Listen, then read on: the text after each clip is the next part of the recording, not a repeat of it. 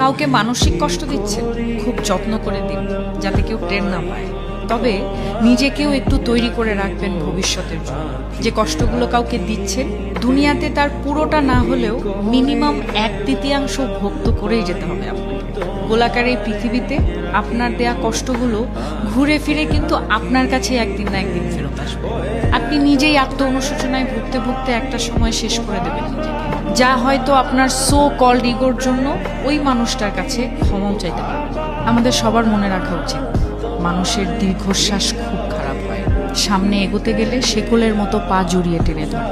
ভালো থাকুক আমাদের চারপাশের মানুষ, ভালোবাসার মানুষ, ঘৃণার মানুষ, কাছের মানুষ, দূরের মানুষ, সবাই ভালো থাকুক।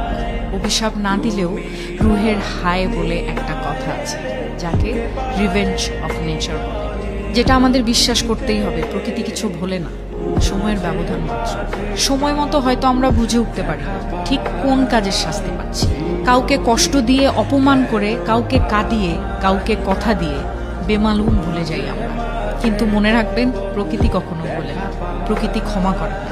প্রত্যেকটা মানুষ তার খারাপ কাজের শাস্তি কিছুটা হলেও এই দুনিয়াতে ভোগ করে, কদিন আগে কিংবা কদিন পরে, কিন্তু সে শাস্তি পাবেই।